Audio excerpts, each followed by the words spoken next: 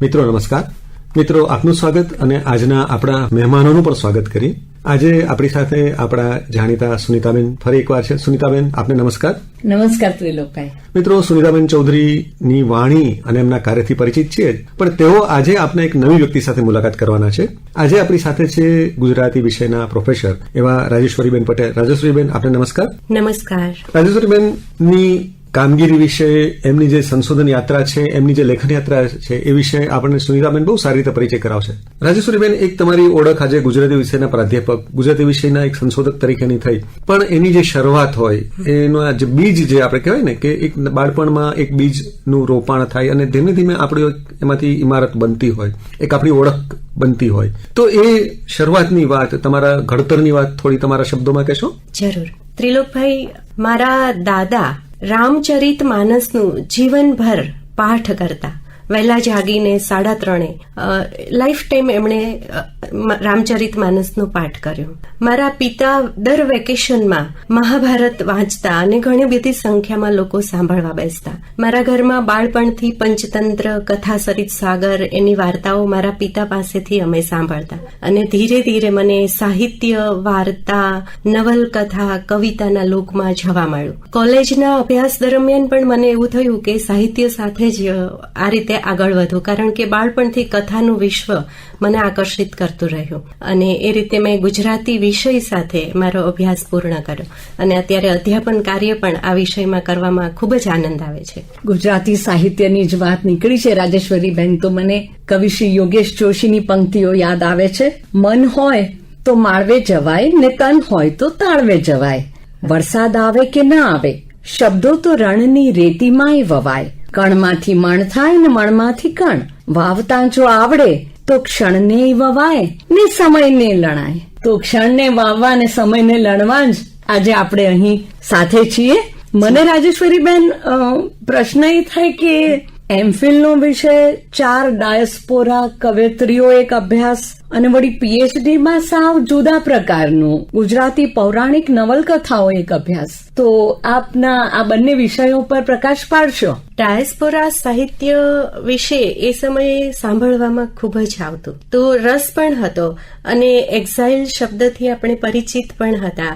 અને આ યાત્રા તો સદીઓથી સદંતર ચાલી આવે છે, એટલે કવિયત્રીઓ જ્યારે આ સંવેદન અનુભવે છે ને કેવું લખે છે એનો એમફિલમાં અભ્યાસ કર્યો. પણ મારું મૂળ રૂત આપણા પ્રાચીન કથાનકો, વેદ, પુરાણ એના સાથે જોડાયેલું હતું અને મારા પીએચડીના ગુરુ ઉપેન્દ્ર દવે સાહેબ સંસ્કૃત પાઠશાળા પરંપરાના હતા. એટલે એમણે એવું કહ્યું કે આ જે નવલકથાઓ પ્રાચીન કથાનકને લઈને નવા સ્વરૂપમાં આવે છે, તો આજના સમયને કેવી રીતે રજૂ કરે છે એ અભ્યાસ કરવો એક અલગ જ વાત છે અને એમાંથી જીવનમાં ઘણું શીખવા મળશે. એટલે મેં પીએચડીમાં પૌરાણિક નવલકથાઓ એના ઉપર અભ્યાસ કર્યો. આપે પરિચય પુસ્તિકા માટે કેમ ગાંધારીને જ પસંદ કરી? એક એવું પાત્ર છે જે સતત કહેતું રહે છે કે ધર્મ જ્યાં હોય ત્યાં જય થાય અને જ્યાં કૃષ્ણ છે ત્યાં ધર્મ છે. પોતાના ઘરમાં જે બધા છે, દુર્યોધન, ધૃતરાષ્ટ્ર, એ બધા ધર્મના પક્ષમાં નથી, વિરોધ પક્ષમાં છે, છતાં એ બધાની વચ્ચે રહીને એ સમયમાં એક સ્ત્રી સતત ધર્મના પક્ષે રહી, એને ખૂબ પીડાઓ પણ સહન કરી, છતાં સતત એક વાક્ય કહેતું રહેવું આખા મહાભારતમાં એક સ્ત્રીને. એટલે એ પાત્ર મને ખૂબ જ આકર્ષિત લાગ્યું કે કેવું સારું કહેવાય કે આપણી આસપાસ બધા જ આપણા વિરોધમાં હોય ને એ બધાની વચમાં ઉભા રહીને કેવું કે ધર્મના પક્ષે જય છે અને જ્યાં કૃષ્ણ છે ત્યાં ધર્મ છે. એટલે એના વિશે મને પરિચય પુસ્તિકા લખવાની ઈચ્છા થઈ. જી, ખૂબ સરસ. આપે નિબંધો લખ્યા છે, વાર્તાઓ લખી છે, વિવેચન પણ કર્યું છે. એક જુદી જ કળા, વિવેચન કરો ત્યારે કૃતિનો વ્યાપ, એ વિશેની ઊંડી સમજ અને બીજા પણ ઘણા બધા માપદંડો આવશ્યક છે. તો આપની શૈલી શું છે? આપની પદ્ધતિ કઈ છે વિવેચન માટે? વિવેચનમાં પણ મેં સૌથી વધુ એવી નવલકથાઓ પસંદ કરી છે જે આપણા પૂરા કથાને નવી રીતે આપણા સમયમાં રિપ્રેઝન્ટ કરતી હોય, અને મેં નાટકો પણ એવા પસંદ કર્યા છે જે મિથને કેન્દ્રમાં રાખીને લખાયા હોય. તો આ બંનેનું જ્યારે હું એના વિશે અભ્યાસ સંશોધન કે વિવેચન તરફ લખવાનો પ્રયાસ કરું તો સતત મારી શોધ એ રહેતી હોય છે કે આજના માનવને અથવા આવનારી આપણી જનરેશનને આ કૃતિઓ આપણે પ્રાચીન કથાનકના માધ્યમે શું નવું આજના જીવનને અપેક્ષિત છે, એમાંથી શું નવું પ્રસ્તુત કરે છે અને જીવનની કઈ નવી દિશા આપણા પ્રાચીન માધ્યમો આપે છે. એટલે વિવેચનમાં સૌથી વધુ મારા કેન્દ્રમાં આજના સમયને, આજના જીવનને, આજના અધ્યાત્મને કેવી રીતે આ કૃતિ રજૂ કરે છે એ સેન્ટરમાં હોય છે. ખૂબ સરસ. સંજીવની જળછળને ગુજરાત સાહિત્ય અકાદમી અને કુમાર ફાઉન્ડેશનનો ચંચી મહેતા નાટ્ય એવોર્ડ મળ્યો. કેવું લાગ્યું? એની ચર્ચા પણ બહુ થઈ. શ્રી મહેશ ચંપકલાલ ખૂબ જાણીતા નાટ્યવિદ, એમ પણ કહું કે હિન્દીમાં અનુવાદ થવો જ જોઈએ. આપે કર્યો પણ ખરો. એના વિશે થોડી વાત કરો.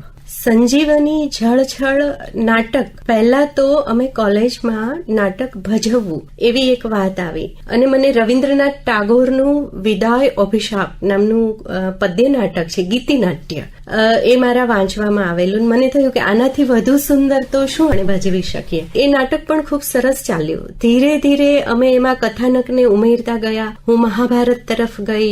ગિરીશ કાર્નાડ, વી.સ. ખાંડેકર, ખાડિલકર, પન્નાલાલ પટેલ એવા ઘણા સર્જકોએ, કાંત અને ઉમાશંકર જોશી જેવા કવિઓએ પણ આ સ્વરૂપને લઈને, આ કથાનકને લઈને કવિતા, નાટક ને પદ્ય નાટક એવું લખ્યું છે. પન્નાલાલે નવલકથા લખી છે. બધું જ વાંચતા મને એવું થયું કે જે યયાતિ ઉપાખ્યાન છે અને એમાં જે કચ્છ, દેવયાની અને શુક્રાચાર્યની વાત છે એ બધાના કેન્દ્રમાં સંજીવની આવે છે. જી.